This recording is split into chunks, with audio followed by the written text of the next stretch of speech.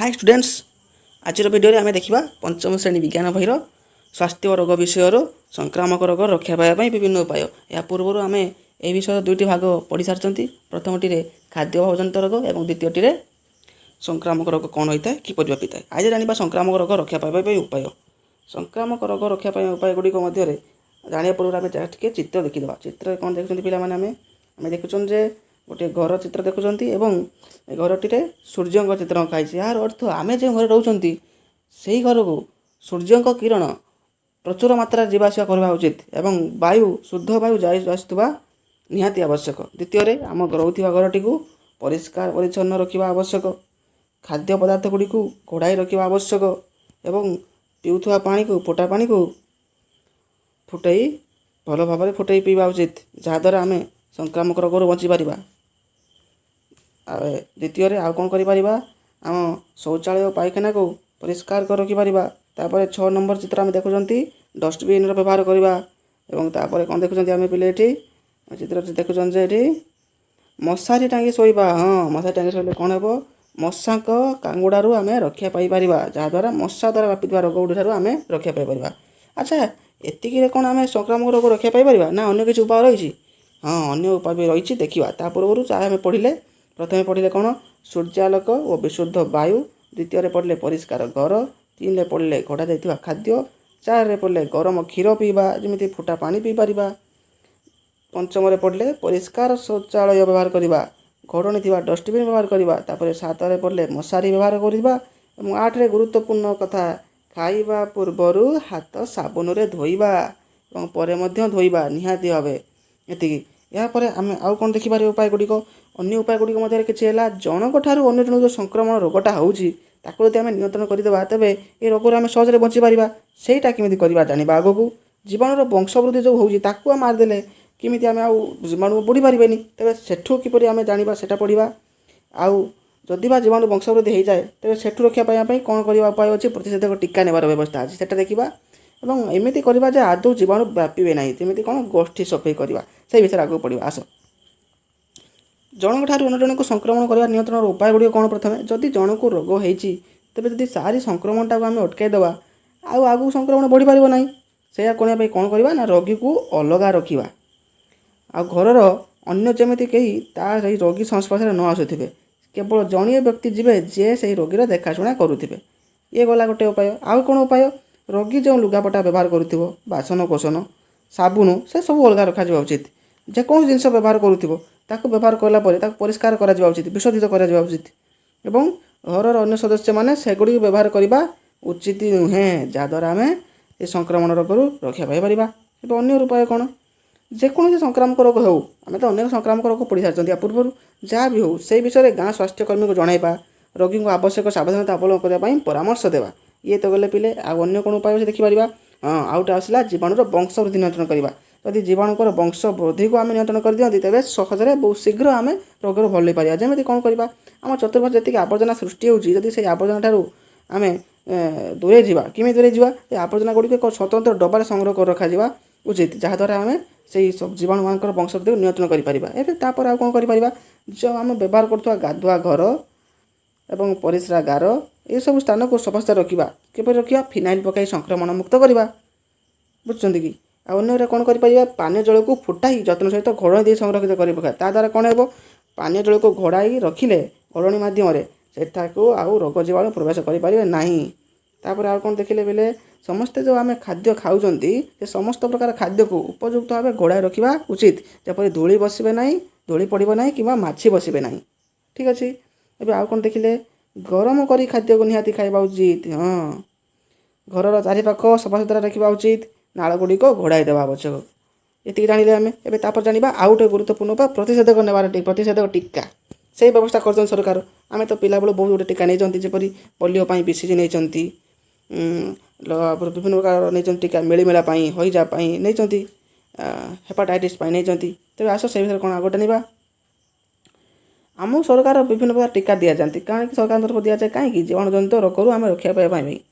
ये टीका ने कौन हम आम शरीर रोग प्रतिरोधक शक्ति बढ़ो एवं से ही रोग आमको आसब ना हेब ना आमको ये टीका उपयुक्त समय ने उचित फल जदि बा न नियंती तेज कौन हम रोगी मृत्यु मुखर निहाती पड़ो टीका नेବା द्वारा शरीर रोग प्रतिरोधक शक्ति बढ़ी है। से पिला डिप्थेरिया, लहरा काश, धनुष्टंकार, पोलियो, मिलीमिला, हईजा, जक्ष्मा आदि प्रतिषेधक टीका मान सब दि जाए आम जानिले। एबे आउ कौन देखा आउ देखा जे प्राथमिक स्वास्थ्य केन्द्र में सरकार तरफ ये टीका मागणार दि जाए। हईजा, जक्ष्मा, कामल रोग प्रतिरोधक टीका दि जाए।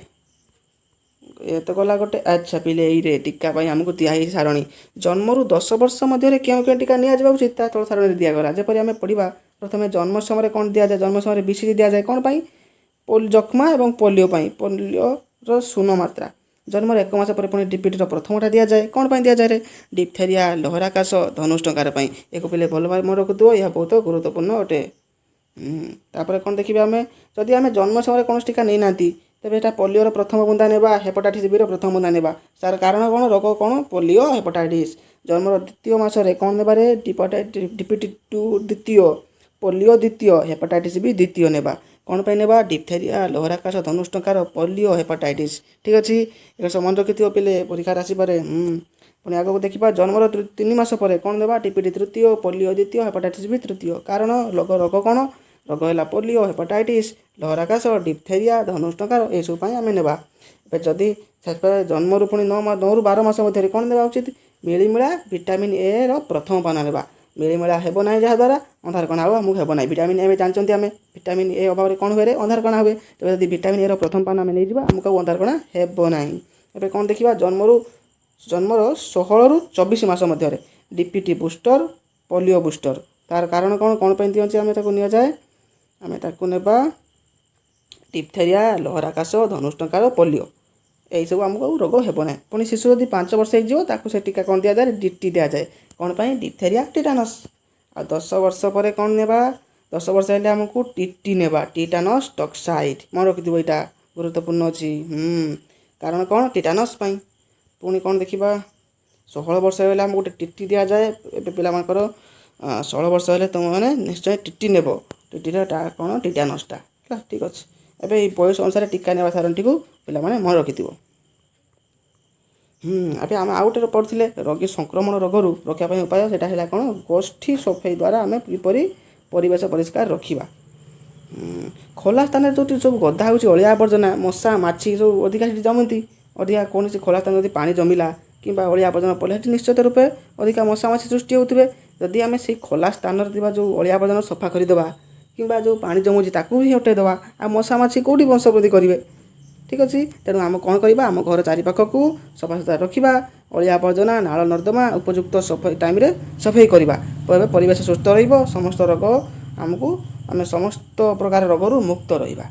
ये सफाई कार्य गोष्ठीर सहायतार करवा उचित। तुम्हें तुम अंचल लोक मान विशेष सचेतन करवा उचित। तुम्हें तुम सांग मान सहित और अन्य सहित कथबार्ता ही देख पिले चित्र देख कि छोट पिला मिसे सफाई कार्य करुँच। हाँ ये सफाई कार्य कला बेले सावधानता अवलम्बन कर कौन जिनस छुईवा पूर्व भल भाव में भाभी छुईब धर और हाथ में जी संभव यही प्रकार ग्लोव्स पिंधि पार मुहर तो मास्क निश्चय देव आ परिष्कार परिच्छन्न कर निजे आसिकी कम सारापर निजे भल भाव में परिष्कार हम गाधोई पड़ो कि साबुन हाथ धोब। ठीक अच्छे पिले ये सब गोष्ठी द्वारा सफाई कार्य कले आम निजे सुरक्षित रहा सहित परिवेश सुरक्षित रखा परिष्कार परिवेश लगे बहुत सुंदर लगे सबकि ता न कले बहुत असुविधा हो रोग तो सृष्टि हम कि जानते आम सब पढ़ले से विषय। ठीक अच्छे एथर आम कौन शिखिले विषय आम देखा टे खाद्य खाद्य सार गुड़िक भिन्न भिन्न सब कार्य करते। ठीक ना नहीं हाँ श्वेत सार कार्य कौन पुष्टार कार्य कौन आम सब अलग अलग पढ़ले ता अभाव में कौन हुए। अब देखिए द्वितीय पॉइंट कौन शिखिले आम खाद्य सार अभाव रही आम खाद्य भजंत रोग पीड़ित होता है। ठीक ना नुहे कौन पीड़ित होती खाद्य भजंत अपपुष्टि रोग कौन से गुड़ा क्वाशियरकर आ गोटे मारास्मस। एवं कौन आउ कौन शिखिले जो रोग रोगाक्रांत व्यक्ति ठारू सुस्थ लोक को संक्रमित हुए कौन कहते संक्रामक रोग। ठीक अच्छे आम संक्रामक रोग विषय बहुत कथा पढ़ले। अच्छा संक्रामक रोग कौन करे से संक्रामक रोग जीवाणु आ भूताणु द्वारा ही सृष्टि होता है। आउ कौन देखिले आउ कौन शिखिले पिले देखा टे